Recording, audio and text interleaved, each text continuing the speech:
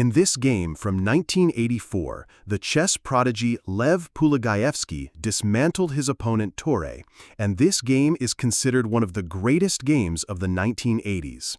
Let's break it down move by move. Polugaevsky begins with pawn to d4, a classical queen's pawn opening, staking control in the center. Torre responds symmetrically with pawn to d5. White pushes pawn to c4, offering the queen's gambit, a direct challenge for central control. Black replies with pawn to c6, the Slav defense, a rock-solid system aiming to protect the d5 pawn. Knight to f3 by white continues development and supports the center. Knight to f6 by black mirrors the plan, fighting for control of e4. Knight to c3, white's second knight comes out, adding more pressure to d5.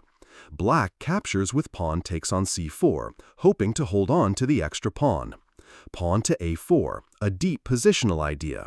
White prevents the b5 advance, which would support the pawn on c4. Black develops with bishop to f5, protecting the c4 pawn and gaining some initiative. Pawn to e3, white calmly prepares to recapture on c4 while opening lines for the bishop.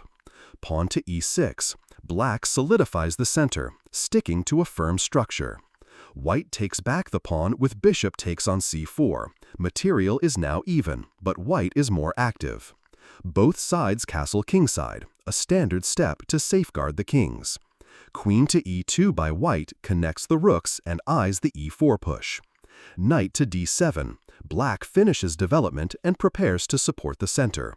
And now comes pawn to e4, a central breakthrough.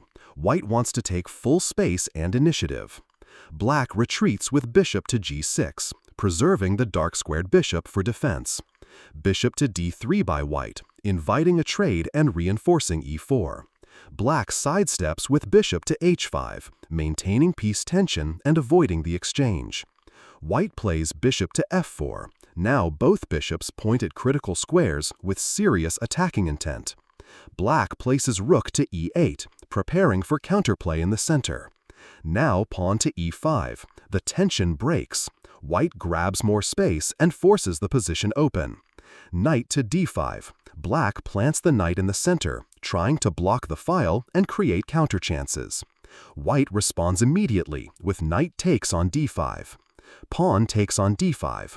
Black keeps a presence in the center but is left with an isolated pawn.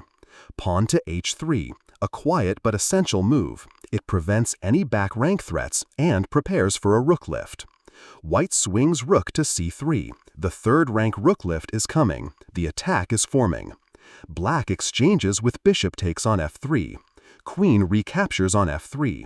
Now the queen is centralized and ready to join the assault. And here comes the thunder.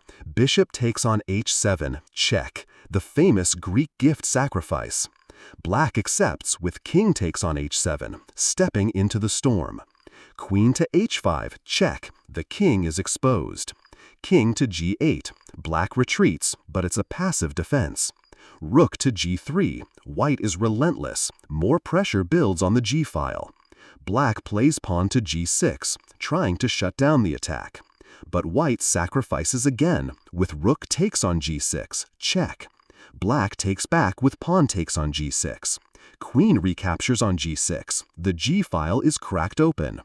Queen to h5, check. White dances with the queen, forcing the king to follow. King returns to g8. Queen back to g6, check. Black repeats with king to h8, trapped in a hopeless cycle. Queen back to h5, check again. King to g8. And now bishop to h6, a killer move, cutting off the king's escape square. Black tries bishop to f8, a desperate defense. Queen to g6, check. King to h8. Bishop takes on f8. Rook takes on f8. Queen to h5, check again. King to g8, forced. Now rook lifts with rook to a3, bringing in the final blow. Black plays king to f7, trying to run. Rook to f3, check. King to e7. Queen to g7, check. King to e6. And now rook to f8, sealing the fate. Black plays queen to e7, a final hope. But white ends it in style. queen to g4, checkmate. If you enjoyed this breakdown, don't forget to like the video, share it with your chess-loving friends, and subscribe to the channel for more legendary games.